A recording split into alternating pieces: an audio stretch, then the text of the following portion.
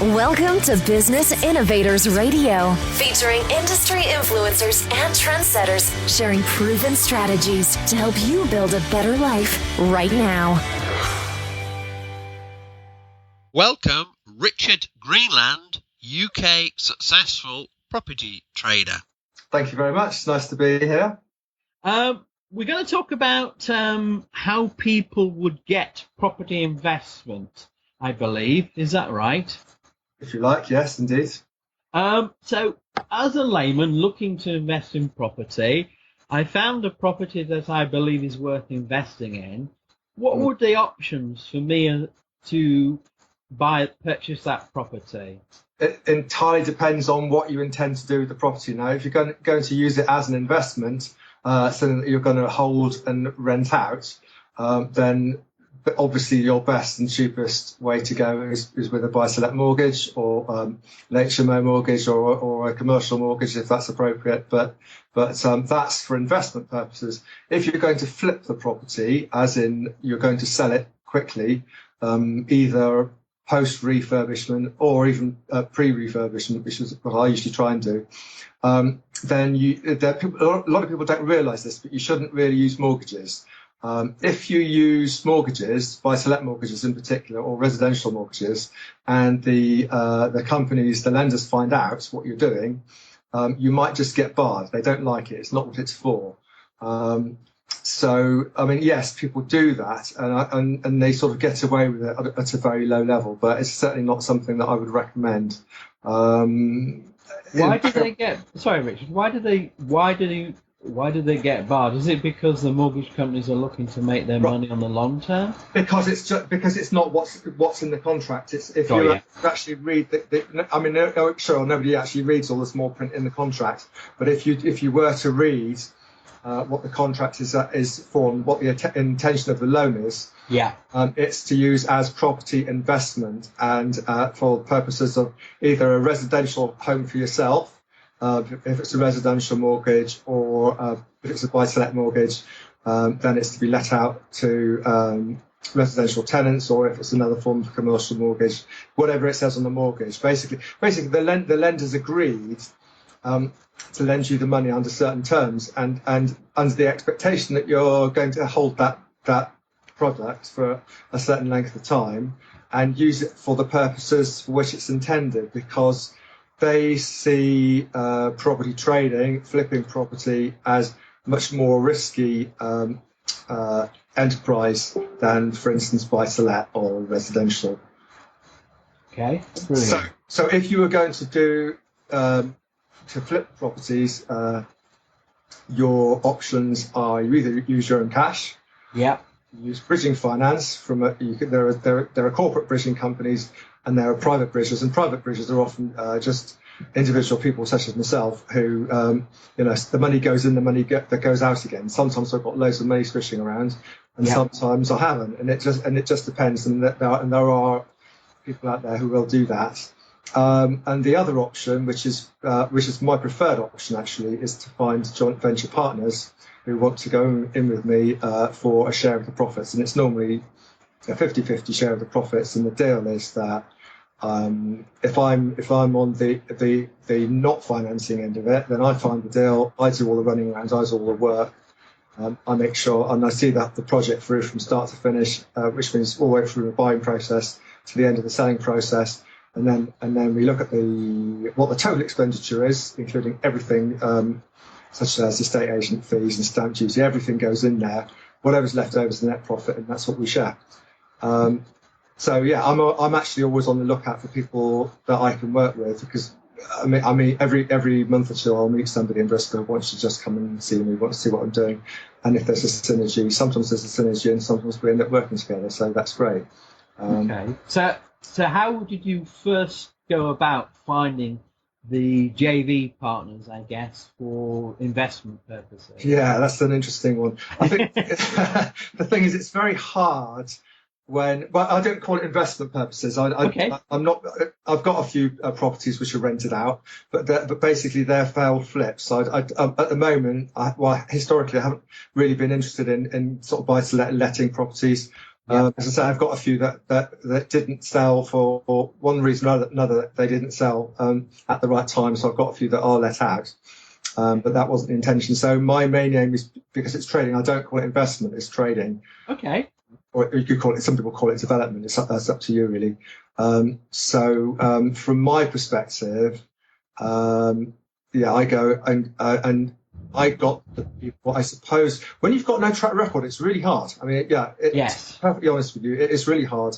I can see how someone like yourself obviously will attract multiple people, particularly obviously with you, such as your Facebook group, etc. You're out there, so right. I can see how it works now easily now. But as a first time investment, wanting investor wanting that to team up with someone, right? What would the best routes to go about finding that person, and also, I guess, from a layman's term, finding a bit about that person, whether they're capable of providing the finance as suggested. Right. Well, I think that the thing is I'm just going back. I can really only go on my own experience. I'm not going to try and talk in the general sense. I mean, there are sort of property gurus out there who will try and talk in the general sense. From my own perspective, I just let people know what I was doing, let people know what I was thinking of doing, talked a lot about it on the internet. And before I start, I'm fortunate because before I started, I've already got a lot of knowledge about the actual fabric of buildings. I was a builder for 30 odd years, so I know about construction. So that, strangely enough, is a very rarefied knowledge in the property business. Most people involved in property don't actually know very little about the structure of properties. So I tend to undervalue that knowledge because it's just there, whereas other people obviously saw a lot of value in that. So that was one thing. Another thing I did, actually the first deal I did as a sort of sophisticated investor, I suppose, was I borrowed 20 grand off my aunt. Wow. And paid, I paid. I've still got it, actually. That's over 10 years ago. Is it? No, it's not. It's 2010. I've still got it. She won't take it back. So I'm paying a 10% interest a year. And I said, look, I have the 20 grand. No, carry on paying me. Oh, all right, that's what you want to do. And, right. I mean, she says it's the best investment she ever made. So I've still got it. But that was the first one. That enabled me to do something, and then somebody else spotted what I was doing because I was just chatting about it really on the internet, and things did go wrong with that one. All sorts of things went wrong with that one because I was inexperienced. I didn't really know what I was doing, didn't really know who I was getting involved with. But somebody else came along and said, I want to have a trial JV. I did one with him, which went much better, and since then. I suppose once you start to have a little bit of success and, not in a braggy way, not in a sort of boasty kind of look at me, I'm brilliant, I'm a property clever genius property guru sort of way, but just in a sort of quite honest way. And also talking about, honestly about when things go wrong, which they do, just putting it out there, then think people are, not everybody, but some people are attracted to that, and some people, as I say, they want to come and see what I've been doing, and when they come and meet me in Bristol, I'm always happy to do that. And success attracts success. Once that little bit of success is out there, then people can see that. But it's like I liken it to a big heavy train. If you're a big heavy train, it's very, very hard to get it moving. But once it's moving, it keeps on going. And it's a little bit like that. Once things start to roll. Yes. I think the thing is be persistent, actually. It's just takes a long time.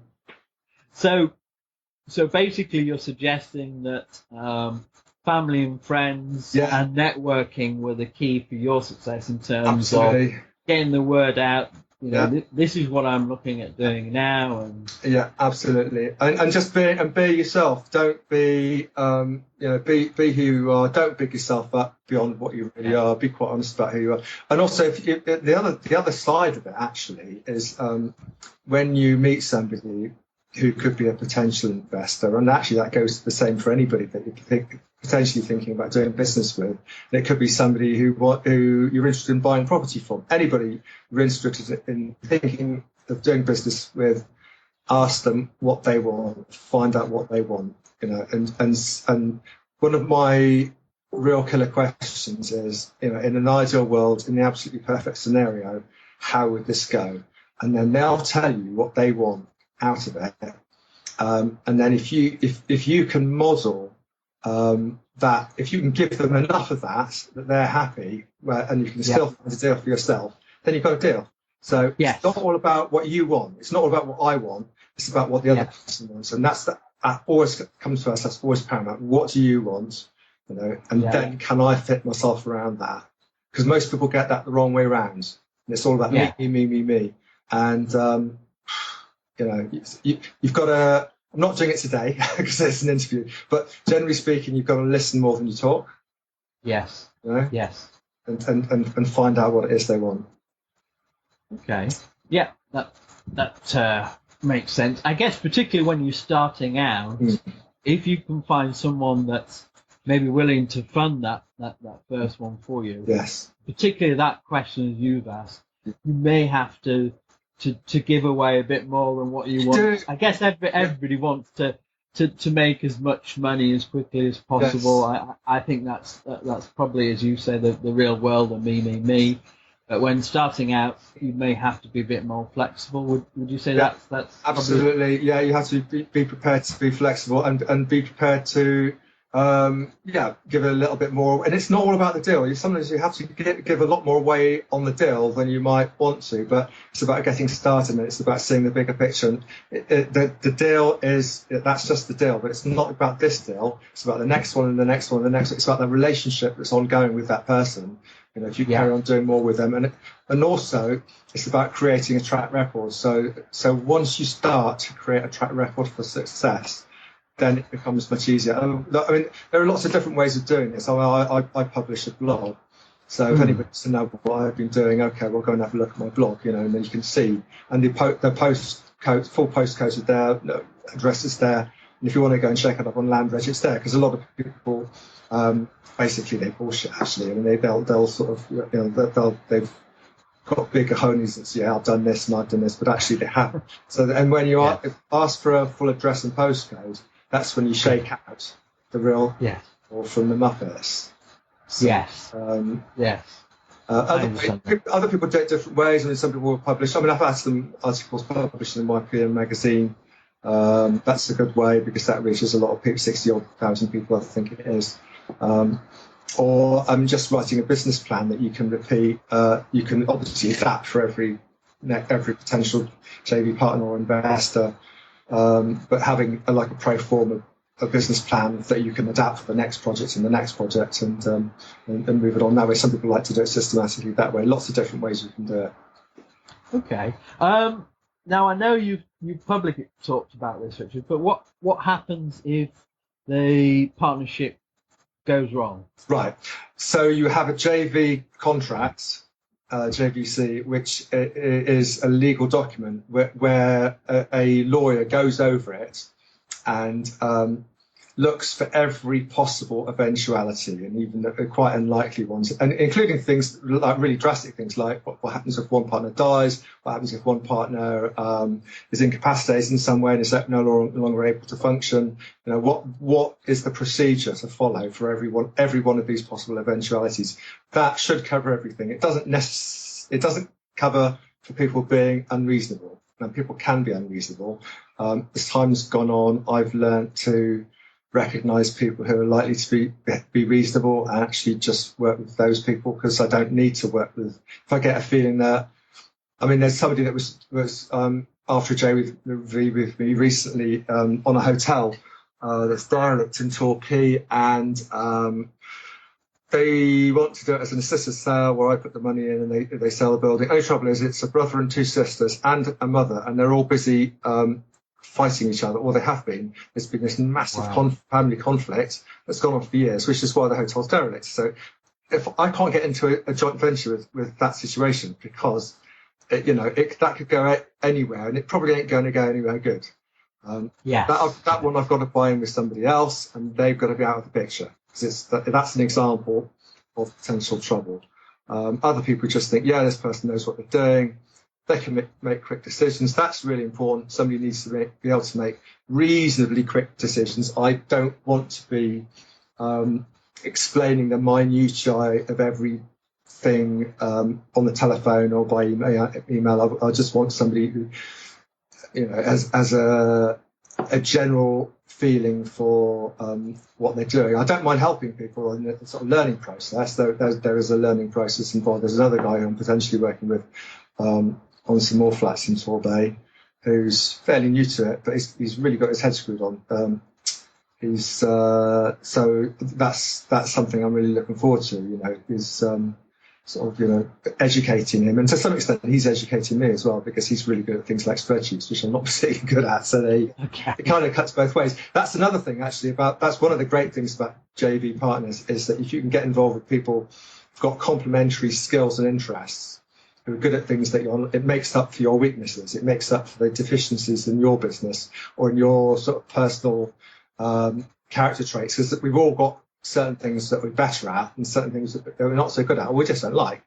So if we can delegate those to somebody else, you can either buy somebody in as an employee, and I've got a great part-time PA now who's fantastic, who covers a lot of that stuff, or you can joint venture with people who have those complementary attributes. So, and we all learn together. The other thing about JVs, which I haven't said, is it de-risks the deal, because the total amount of profit involved is greater than if you use a lending. So that's the difference between, I don't know if you know the difference between equity. You probably do actually, you're a business guy, but in the equity model, somebody goes in for an equity share of the business or of the deal. So that's a joint. Yeah. In the debt model, you take on debt. So you borrow money from a bridging company or Iran or whoever it is. But with the debt model, the debt has to be serviced, whether it's serviced at the end or during the process. That is all money that's coming out of bottom line profit for that deal. So if you can get rid of that cost, which can be very large, sometimes some projects, not mine, but other projects I've seen other people do, have lost money because of that. If you can get rid of that cost, then that is your biggest cost very often. That's your biggest cost. So yes, you have to share the profits with somebody else, but it's profit. It's not loss. Yeah. Yeah. And it also enables you to just do more deals. Because if you get a good joint venture partner who is, as I say, willing and able to make fairly quick decisions, it takes out a whole level of messing around, filling out forms and waiting for the lawyers to do this and the lawyers to do that. And the trouble with bridging companies is sometimes, and also private bridges as well, sometimes the lawyers' job is to look for trouble. That is, and they're only doing their job is to look for trouble. The thing is, if you look for trouble, you generally find it, and so there's any number of little ways that they find of holding things up. So yes. Perfectly valid from a legal point of view, but from any kind of a pragmatic point of view, you think that's never going to happen. And then if it does, actually, we can sort it out. So yeah, that's important to say that. Excellent. Okay. Well, I think you've summed that up brilliantly, Richard. So good. It's useful. Thank you very much for your time. You're very, very welcome. As I say, Richard, that's my favourite means of funding at the moment. Thanks for listening to Business Innovators Radio. To hear all episodes featuring leading industry influencers and trendsetters, visit us online at businessinnovatorsradio.com today.